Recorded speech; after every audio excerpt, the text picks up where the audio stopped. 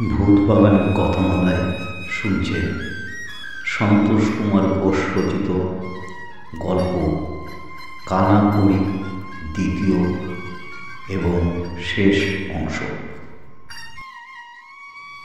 সাবিত্রী ভেবেছিল মল্লিকা পরদিনই মুখ দেখাতে পারবে না ওর কাছে। আশ্চর্য, পরদিন কলতলাতে মল্লিকাই সেদে কথা বলল। এমন বেহায়া মেয়ে। কাল কেমন গান শুনলে ভাই? সাবিত্রী কোনো জবাব দিল না। মল্লিকা বলল, কি ধকল গেছে কাল, থামতেই চায় না, একটা শেষ হতে আর একটা ফরমাস করে। সাবিত্রী বাঁকা গলায় বলল, কাল যারা দেখতে এসেছিল তাদের আপনাকে পছন্দ হয়েছে মল্লিকাদি? কুলকুচির জল সশব্দে দূরে ছিটিয়ে সশব্দে হেসে ওঠে মল্লিকা। ও মা, তুমি এখনো ঠাট্টার কথাটা মনে রেখেছ? আমাকে দেখতে তো আসেনি, শিগগিরই আমরা একটা গীতিনাট্য অভিনয় করব কি না? কাল আমার ঘরে তার মহড়া হলো, আসছে পূর্ণিমায় শো, নাট্যপীঠ থিয়েটারও ভাড়া নেওয়া হয়েছে। সাবিত্রী নীরব কাপড় কাচতে লাগলো। মল্লিকা হঠাৎ কাছে ঘেসে এলো। সাবিত্রীর কানের কাছে মুখ নামিয়ে বলল, তুমি কিন্তু একটু সাবধানে থেকো ভাই। কাল শশাঙ্ক তোমাকে একবার স্পষ্ট সামনাসামনি দেখেছে। কি বলবো, ওর মাথা ঘুরে গেছে একেবারে। ওরা এবারে যে ফিল্মটা তুলছে তাতে নাকি ছোট্ট একটি মেয়ের পার্ট আছে। খুকিকে তুমি দুধ খাওয়াচ্ছিলে না, ঠিক অমনি একটা পোজ দেওয়া যায়। সাহস পেয়ে আরও কত কি বলল মল্লিকার ঠিক নেই, কিন্তু ঠিক সেই সময়ই সাবিত্রী দুমদাম পা ফেলে উঠে গেল। মুখ ফিরিয়ে বলে গেল, তুমি মরো মল্লিকাদি। রবিবার বাড়িওয়ালার কাছে যাই যাই করেও মন মতো আলসেমি করে সারা রাত সারা দিন বাসায় কাটিয়ে দিল। সোমবার অফিস ফিরে যাওয়ার কথা ছিল। সেদিন বেলা 3টের সময়ই শটান চলে এলো বাড়ি। কোনো দিকে না চেয়ে সোজা ঘরে গিয়ে তক্তপোষে শুয়ে পড়ল। মেয়ের আঁচল পেতে শুয়েছিল সাবিত্রী। ধর্মর করে উঠে বসলো, বলল, এ কি, এত শিগগিরই ফিরলে আজ? তাহলে আজ সিনেমায় নিয়ে যেতে হবে কিন্তু। কঠিন চোখে তাকালো মন মতো, বলল, হ্যাঁ, সেইটাই বাকি আছে, সিনেমা দেখারই সময় আমাদের। ভয় পেয়ে আরও কাছে ঘেসে এলো সাবিত্রী। মনমতোর কপালে উদ্বিগ্ন করতাল রাখল। ভিজে হাত গরম ঠেকল, কিন্তু নিশ্চিত বোঝা গেল না। তখন গাল কাত করে রাখল মনমতোর কপালে, বলল, জ্বর হয়নি তো? পাশ ফিরে সরে গেল মনমতো। বিষণ্ণ ঠান্ডা করতে বলল, জবাব আমার কপালে লেখা নেই সাবিত্রী, যে আমার বুক পকেটে আছে, উঠে গিয়ে দেখো। অফিসের ছাপা মারা লেফাপা দেখে সাবিত্রীর মুখ শুকিয়ে গেল। খাম না খুলেই বলল, এ কি ছাটাই? মনমতো এই প্রশ্নের জবাব দিল কোনোই দিয়ে চোখ ঢেকে। মল্লিকা উকি দিয়ে বলল, ও মা, খুকিকে এক্ষুনি ভাত দিয়েছ? বয়স কত ওর? দাঁত উঠেছে? সাবিত্রী তাড়াতাড়ি বলল, উঠেছে দিদি, ওপর নিচে সব মিলিয়ে 6টা। ভীষণ পেটের অসুখ যে ওর, তাই ভাবছি আজ দুধ দিয়ে কাজ নেই। মল্লিকা মুখ টিপে হাসল। কলকাতার দুধ তো সিকিটাই জল মেশানো, পাথর ভর্তি চালের চেয়ে সেটা পেটের পক্ষে ভালোই হতো সাবিত্রী। মুখ টিপার রকম দেখে সাবিত্রীর সারা শরীর জ্বলে গেল। মনে মনে বলল, বেশ্যা হারামজাদি। সন্ধ্যার পর নিজেই একটা দরখাস্তের মুসাবিদা করছিল মনমতো, আপন মনে হাসছিল। সাবিত্রী পাশে এসে বসল, মৃদু গলায় জিজ্ঞাসা করল, হাসছো যে, আজ কোথাও কোনো আশা পেয়েছ? মনমতো বলল, না, আজ আলফ্রেড অ্যান্ড জ্যাকসন কোম্পানির বড়বাবুকে কেমন জব্দ করেছি সেই কথাই ভাবছি। সাবিত্রী উৎসুক চোখে চেয়ে আছে। মনমতো বলল, আরে না কামানো গাল আর খালি পা দেখে বেটা তো কথাই বলতে চায় না, বলে বেয়ার আর কাজ নেই বাপু, অন্যত্র দেখো। চট করে বুদ্ধি খেলে গেল মাথায়। বললুম, বেয়ার আর কাজ চাই না স্যার, ক্লারিক্যাল। আমি 7 বছর সিমন্স জোসেফের বাড়ির ক্লার্কের কাজ করেছি। আমার চেহারা আগাগোড়া দেখে নিয়ে চোখ নয় তো শালার, যেন বুড়ু। বড়বউ বললে, তুমি? বললুম, ভদ্রলোক স্যার, দস্তুর মতো আন্ডার গ্রাজুয়েট। জ্যাঠামশাই মারা গেছেন তো, তাই স্যার। সঙ্গে সঙ্গে মুখের ভঙ্গি বদলে গেল বেটার। বললে, অসৌচ কেটে যাক, একটা দরখাস্ত নিয়ে আসবেন, দেখি ছোট সাহেবকে বলে কিছু করতে পারি কিনা। মন মতো হো করে হাসতে লাগলো। নিয়ে যাও তবে দরখাস্ত। সাবিত্রী বলল, আরে ওইখানে তো মুশকিল, দরখাস্ত তো কালই নিয়ে যেতে পারি না। হয় 2-4 আনা খরচ দাড়ি কামিয়ে বললাম, শ্রাদ্ধ শান্তি চুকে গেল স্যার, কিন্তু পা দুখানা মুড়ব কি দিয়ে। অনামিকা থেকে নিঃশব্দে বিয়ের আংটিটা খুলে সাবিত্রী মনমতোর হাতে দিল। মনমতো কিছু জিজ্ঞাসা করার আগেই বলল, কালই একজোড়া জুতো কিনে নিও তুমি। সাবিত্রী চায় না, না ঘেঁষতে না মিশতে, তবু কি কমলি মটলিকা ছাড়ে? মনমতো বেরিয়েছে টের পেয়েই এ ঘরে আসবে, বিব্রত বেআব্রু করবে সাবিত্রীকে একটার পর একটা রঞ্জন রশ্মি প্রশ্নে। গায়ে যে বড় একটা জামাও রাখেনি সাবিত্রী। কুণ্ঠিত সাবিত্রী আরও জড়সড় হয়ে বসতে চেষ্টা করে বলে, বড় গরম মল্লিকাজি, গরম। হাসালে ভাই তুমি আমাকে। 4 দিন থেকে সমানে বৃষ্টি, সেই সঙ্গে ঠান্ডা হাওয়া। আমার তো রাত্রিতে চাদর গায়ে দিতে হচ্ছে, তবু তোমার গরম গেল না? অবাক করলে ভাই, এ গরম তোমার বয়সে। মল্লিকার গলাটা টিপে ধরলে, নখ দিয়ে ছিঁড়ে ছিঁড়ে ফেললে তবে বুঝি রাগ যেত সাবিত্রী। কিন্তু উপায় নেই, মুখ ফুটে কাউকে বলতে যাবে না। গোপন ঘায়ের মতো লুকিয়ে রাখতে হবে এই দুঃখ, এই অনটন, যা অনশনের সদর। কিন্তু পুজ রক্তে ছেঁড়া কাপড়খানাও যে মাখামাখি হয়ে গেল, সাবিত্রী লুকোবে কি? মল্লিকা বলল, আজ দুপুরে একটু বেরোবো, ঘরখানার উপর একটু নজর রেখো, সেই কথাই তোমাকে বলতে এলুম। কোথায় যাবে সাবিত্রী বলেনি, মল্লিকা নিজেই বলল, ড্রেসে যাবো ভাই, শশাঙ্করা খুব ধরেছে। সারাদিনের ধকল, শরীরে কি এত সয়? দম নিয়ে ফের বলল, তা শশাঙ্ক বাহাদুর ছেলে বলতে হবে, জিতিয়ে দেবে কিন্তু তোমাকে ঠিক। 5 টাকায় 500, সেই যে ম্যাজিক আছে না, ধুলো মুঠো সোনা হয়ে যায়। এও তাই, 5 টাকায় 500 টাকা মল্লিকারি। ওই কথার কথা। তা তেমন তেমন ঘোড়া মিললে হয় বই কি, আর 3 টোটের খেল মেলাতে পারলে কথাই নেই, রাতারাতি বড় মানুষ। সাবিত্রীর চোখ মুখ জ্বলছিল। মল্লিকা বলল, অবাক হয়ে চেয়ে আছো যে? সাবিত্রী শুকনো গলায় বলল, এমনি। কিন্তু মল্লিকা বেরিয়ে যেতেই সাবিত্রী চালের হাঁড়িতে হাত দিল। বেরোলো টিনের একটা কৌটা, সেই কৌটার মধ্যে ন্যাকড়ায় একটা পুটলি। গিট খুলে দেখল সব শুদ্ধ 5.25 আনা। মনমতোর চাকরি হলে কালীঘাটে পুজো দেবে বলে কবে যেন সাবিত্রী আলাদা করে রেখেছিল।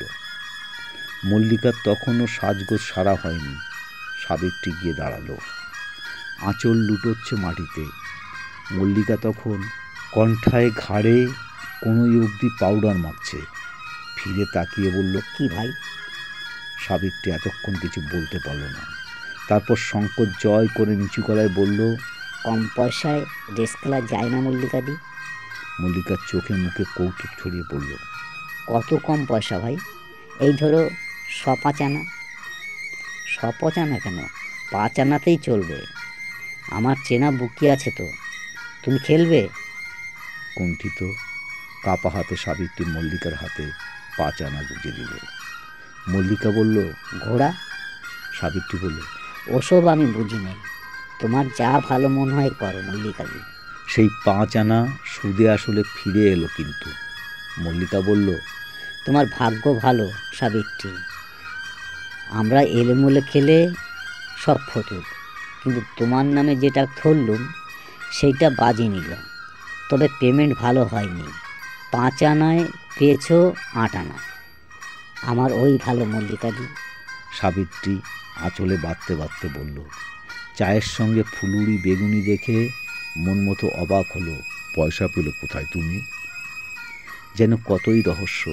সাবিত্রী এমন ভঙ্গিতে হাসল। চাকরির দরখাস্ত লিখে লিখে আর জবাব না পেয়ে পেয়ে মেজাজ আজকাল সর্বদাই তিরিক্ষি মনমথোর। স্ত্রীর কাছেও জবাব না পেয়ে চটে গেল। রোজগার করছো নাকি? তবু হাসল সাবিত্রী। যদি বলি তাই।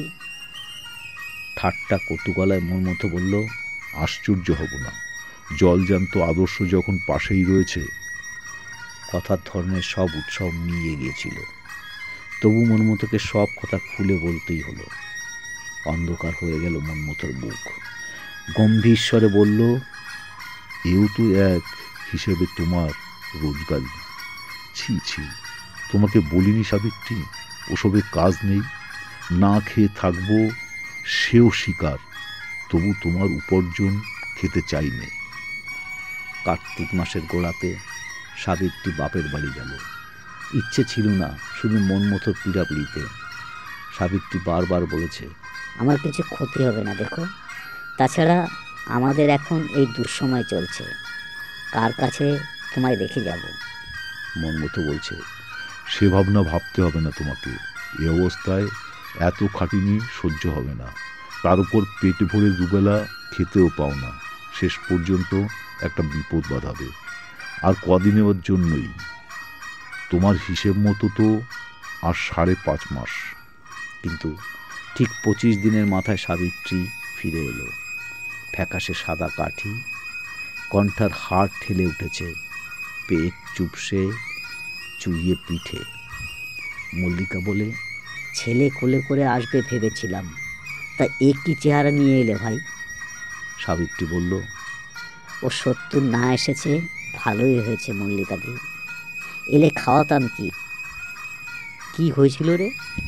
কিচ্ছু না, শরীরটা এখান থেকেই খারাপ নিয়ে গিয়েছিলাম তো। রোজই খুসখুস জ্বর হতো। ওখানে গিয়ে কলতলায় মাথা খুললো একদিন, ব্যাস শরীরটা দুদিন একটু সেরে এলেই পারতে। সাবিত্রী চুপ করে রইল। মনমতো দিন কত ঘোরাঘুরি করেছে, ব্যবসা করছে বলে। বাপের বাড়ি যাবার আগেই সাবিত্রী শুনে গিয়েছিল। এক বন্ধুর প্রেসের সঙ্গে বন্দোবস্ত করেছে মনমতো। কাজ দিলে কমিশন। লক্ষ্মীর কৌটা কুড়িয়ে কাচিয়ে বেরিয়েছিল 5 টাকা, খুদ বিক্রি করে আরও 1.5। একটা ট্রামের মান্তি কিনেছিল মনমতো। একদিন দুপুরে মনমতো খেয়ে দিয়ে চুপচাপ শুয়ে পড়েছে দেখে সাবিত্রী বলল, কি গো, আজ কাজে যাবে না? মনমতো হাই তুলে বলল, দূর দূর, শুধু ঘোরাঘুরি, শরীরটাই মাটি। কাজ দিতে পারোনি তোমার বন্ধুর প্রেসে? দিয়েছি তো। মনমতো খাটের নিচে মাথা লেটা হেডের স্তূপ দেখিয়ে বলল, ওগুলো দেখতে পাওনি? Chakraborty and Dutta, order suppliers. কোন কোম্পানি? কোম্পানি আমি নিজেই। দত্ত নামটা দিয়েছিলাম মন গড়া, শুধু একটা নাম কেমন ন্যাড়া ন্যাড়া শোনায় বলে। ওগুলো কাল শেড দরে বেচে দিও। আর একটা কাজের কথা অনেক দূর এগিয়েও হলো না। কোনো একটা ফার্মের ট্রেড অ্যাপ্রেন্টিস, কলকাতার বাইরে যেতে হবে মাঝে মাঝে। 100 টাকা মাইনে, রাহা খরচা, উপরন্ত বিক্রির 2% কমিশন। সে অফিসে মাঝারি একজন কেরানি পান খেতে কিছু হাত গুজে দিয়ে এসেছিল। ব্যাস, নির্দিষ্ট দিনে দেখা করতে গেল মনমতো, ফিরে আসতে হলো। সাবিত্রী বলল, হলো? শাক দিয়ে মাছ ঢাকা যায়, কিন্তু শাক ঢাকবে কি দিয়ে? আর মল্লিকা এমন সামনাসামনি এসে দাঁড়িয়েছে যে লুকাবার উপায় নেই। মল্লিকা বলল, এত শিগগিরই আজ খেতে বসেছো ভাই? পাতে শুধু কলমি শাক সেদ্ধ আর কয়েক দানা মাত্র ভাত। অন্যদিন হলে সাবিত্রী তাড়াতাড়ি জল ঢেলে দিত থালায়, কিংবা বলতো, আজ তোমার ভগ্নিপতির তাড়াতাড়ি কাজ ছিল দিদি, বাজারটা করে দিয়ে যেতে পারিনি। তা আমারও শরীর ভালো নেই, দুটো দাঁতে কাটছি শুধু। নিজের ঘরে গিয়ে ছোট্ট একটা বাটিতে মাছের ঝোল নিয়ে ফিরে এলো মল্লিকা। একটু চেখে দেখবে ভাই, নুন দিয়েছি কিনা বুঝতে পারছি না। অত্যন্ত সহজ সরল। অন্যদিন হেলে অপমান বোধ করত, মল্লিকাকে ফিরিয়ে দিত। কিন্তু আজ কি হলো সাবিত্রীর? চোখ দুটো ছলছল করে উঠল। কত ভুল না করে মানুষ, কত অকারণে একে অপরকে ঠেলে রাখতে চায় দূরে। পাশের ঘরের এই মেয়েটি কেন বারবার অপছন্দ করে এসেছে সাবিত্রী? ওর কাছে আসতে পরিচয় লুকিয়ে রাখতে চেষ্টা করেছে বলে। অকস্মাৎ সাবিত্রীর মনে হলো সেও তো মল্লিকার কাছে কম কথা লুকায়নি। মল্লিকা গোপন করতে চেয়েছে ওর কলঙ্কের ধুলো। সাবিত্রী ওর অভাবের ফুটো কলসি।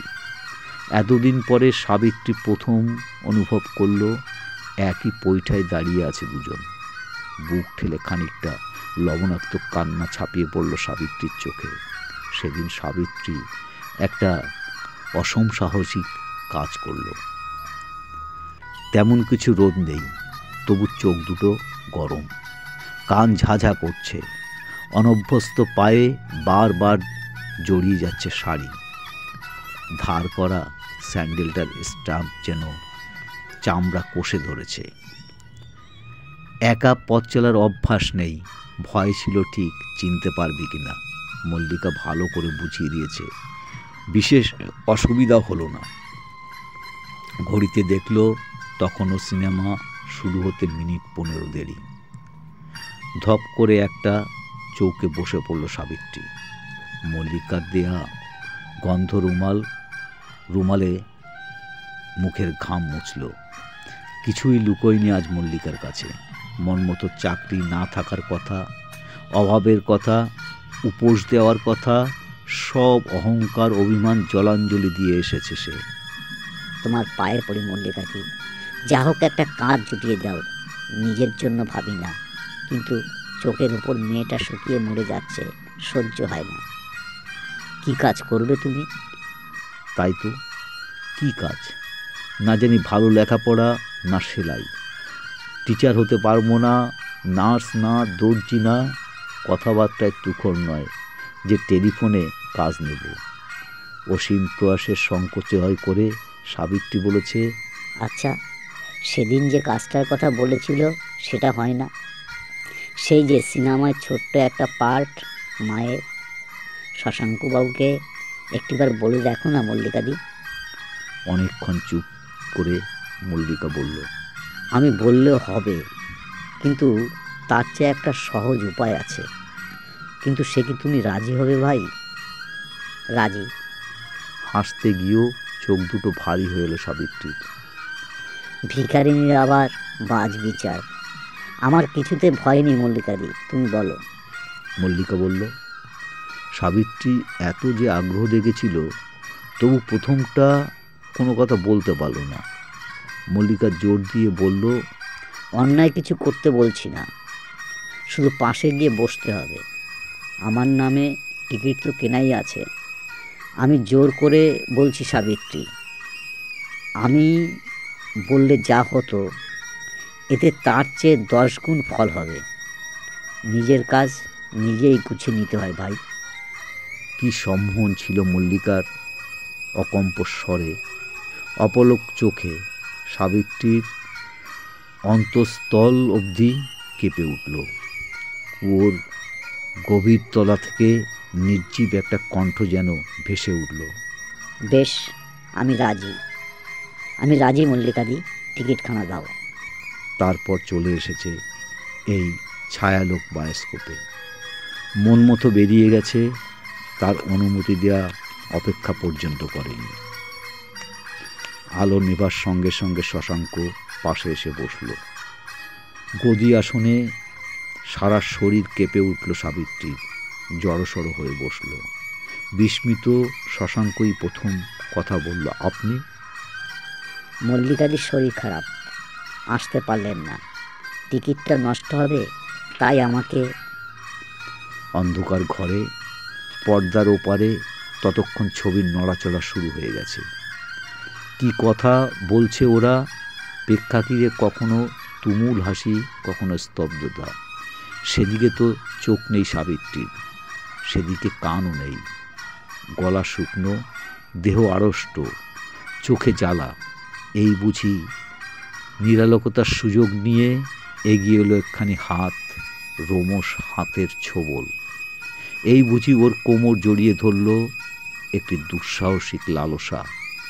যতবার শশাঙ্ক নড়ে চড়ে বসল, ততবার ভয়ে অন্যদিকে সরে গেল সাবিত্রী। কতবার যে পাশের হাতলে অন্যমনস্ক হাত রাখল, কতবার যে তুলে নিল, হিসেব নেই। একবার খসখস করে উঠল, মনে হলো শশাঙ্কর বাঁ হাত কি যেন একটা খুঁজছে এদিকে। প্রাণপণ প্রয়াসে শরীরটাকে শক্ত করল সাবিত্রী, মনটাকে প্রস্তুত করল। এমন সময় ফস করে জ্বলে উঠল আগুন। আর চোখে চেয়ে সাবিত্রী দেখল শশাঙ্ক একটা সিগারেট ধরিয়েছে। বাঁধারের পকেটে এতক্ষণে দেশলাইয়ের বাক্স খুঁজছিল। বুকের ভেতর থেকে রুমাল বার করে সাবিত্রী সন্তর্পণে কপালের ঘাম মুছল। বিরতির আলো জ্বলতে উঠে গেল শশাঙ্ক। একটু পরে দুটো আইসক্রিম নিয়ে ফিরে এলো।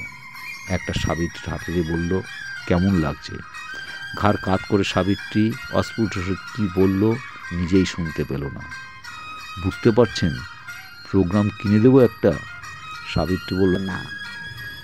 কি অসুখ হয়েছে মল্লিকার? থম খেয়ে সাবিত্রী বলল, বেশি কিছু না, এই মাথা ধরা আর কি। আবার আলো নিভল। আবার সেই ছাই ছাই ফিকে অন্ধকার, পর্দায় মুখের অবিরাম ছবির গতি, সেই দমবন্ধ ভয়, ঘাম ঘাম অস্বস্তি। কিছু বুঝল না সাবিত্রী, বুঝতে চাইল না। পালা করে হাতলে হাত রাখল, তুলে নিল, সরে বসল, সরে এলো। বারবার একটা অগ্রসর পুরুষ হাতের স্পর্শ কল্পনা করে নিজের হৃৎপিণ্ড ধক ধক ধক ধক শব্দ শুনল। শেষবারের মতো আলো জ্বলতে সব লোক উঠে একসঙ্গে দাঁড়ালো। যন্ত্রচালিতের মতো সাবিত্রী অনুসরণ করলো শশাঙ্ককে। বাইরে আসতে 5 মিনিটের বেশি লাগলো। শশাঙ্ক বলল, কিছু খাবেন? না। বলতে গিয়েও সাবিত্রী কিছু বলতে পারল না। ওর কথা বলার ক্ষমতাই লোপ পেয়েছে। পর্দা ঠেলে একটা ছোট্ট কামরায় বসলো দুজনে। শশাঙ্ক বলল, কি আনতে বলবো? অস্বাচ্ছন্দ্য শুকনো গলায় সাবিত্রী কোনো মতে বলল, 1 গ্লাস জল। শুধু জল? তা কি হয়? শশাঙ্ক কিছু খাবার ফরমাস করল। যতক্ষণ সিনেমার মধ্যে ছিল ততক্ষণ সাবিত্রী লক্ষ্য করেছে, ভয় করছে শশাঙ্কর হাত দুখানাকে।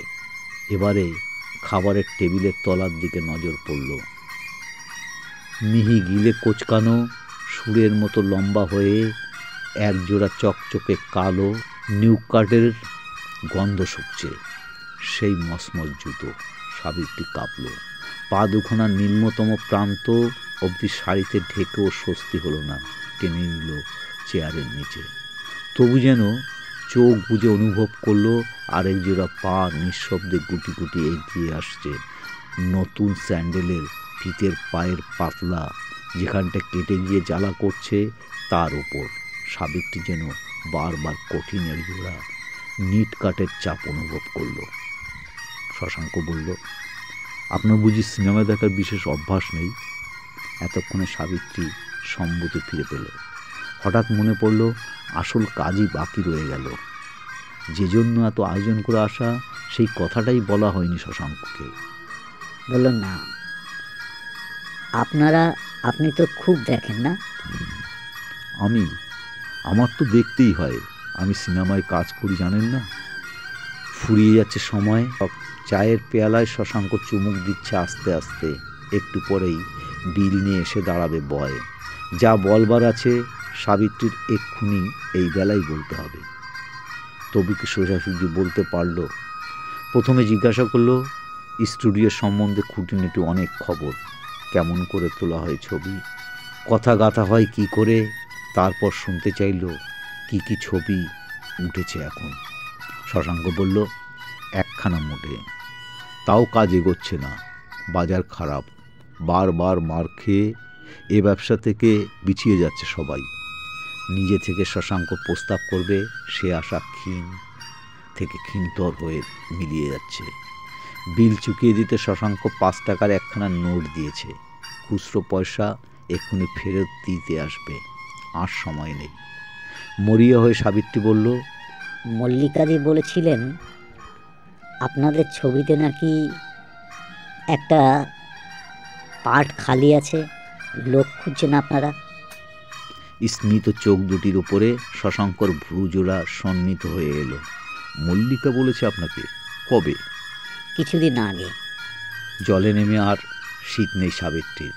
মাথা নিচু করে বলে, আমার বড় অভাব শশাঙ্কবাবু, তাই ভাবছিলাম আমাকে যদি সিগারেট বার করে দেশলাইয়ের বাক্স সজোরে বার কয়েক ঠুকলো শশাঙ্ক। বলল, বড্ড দেরি হয়ে গেছে সাবিত্রী দেবী। মল্লিকাকে যখন বলেছিলাম তখন স্বাভাবিকভাবে মায়ের পার্ট করতে পারে এমন একজনকে খুঁজছিলাম আমরা। তা কাজ চালানো গোছের একজনকে দিয়েই সেরেছি। সে বই তো তোলা হয়ে গেছে, এখন মুক্তি প্রতীক্ষায় আছে। সাবিত্রী বিবর্ণ হয়ে গেল, তবু শেষ বাজি ধরার মতো সুরে বলল, আপনাদের নতুন ছবিতে যদি কোনো পার্ট আছে, কিন্তু মায়ের পার্ট তো নেই। একটি হিরোইন খুঁজছি আমরা। কিন্তু সাবিত্রীর মাথা থেকে পা অব্দি একবার নজর বুলিয়ে নিয়ে শশাঙ্ক বলল, কিন্তু ক্ষমা করবেন সাবিত্রী দেবী, সে পার্ট আপনাকে দিয়ে বোধ হয় হবে না। শশাঙ্কের চোখে নিজের চেহারা ছায়া স্পষ্ট দেখতে পেল সাবিত্রী। লজ্জার জোয়ারে সমস্ত রক্ত এসে জড়ো হলো মুখে। পর মুহূর্তে ভাটায় আবার সব শুকিয়ে কাগজ সাদা হয়ে গেল। চুল উঠে যাওয়া প্রশস্ত কপাল, কালো রেখায় পরিরেখা আড়ালে বসে যাওয়া দুটি নিষ্প্রভ চোখ, গালের উঁচু হাড়, প্রকট কণ্ঠস্থি, শিরা বেরোনো লিকলিকে হাত, সমতল বুকের কবরে দুটো বেটির স্তনে এপিকাট। এ চেহারা হিরোইন সাজে না, একথা শশাঙ্ক চোখে আঙুল দিয়ে বুঝিয়ে দিতে খেয়াল হলো এই আশ্চর্য। শশাঙ্ক বলল, আমি অত্যন্ত দুঃখিত, এবার কিছু করতে পারলাম না। তবে আপনার কথা আমার মনে থাকবে। পরের ছবিতে যদি সুবিধা হয় খবর দেব। একটি গাড়িও করে দিতে চাইছিল শশাঙ্ক, সাবিত্রী নেয়নি। দুটো পায়ে ফিরে আসতে আসতে দোকানের ঘড়িতে সময় দেখে ভয়ে বুক গুড়িয়ে গেছে। সন্ধ্যা হয়ে গেছে তখন। খুগি হয়তো উঠে খুব কান্নাকাটি করছে। মন মতো নিশ্চয়ই বাড়ি ফিরেছে অনেকক্ষণ। সাবিত্রীকে না দেখে মুখ ওর কালো হয়ে গেছে, আজ আর রক্ষে নেই। মনশ্চক্ষে সাবিত্রী দেখতে পেল দাঁতে দাঁত চেপে মন মতো ঘরময় পায়চারি করছে, দুহাত পেছনে মুষ্টিবদ্ধ। সাবিত্রীকে দেখে কি করবে মন মতো? মুখের উপর দরজা বন্ধ করে দেবে, বার করে দেবে গলা ধাক্কা দিয়ে? ওর হুকুম না নিয়ে বাড়ির বাইরে পা বাড়ানোর অপরাধের জন্য চেঁচামেচি কেলেঙ্কারি করবে?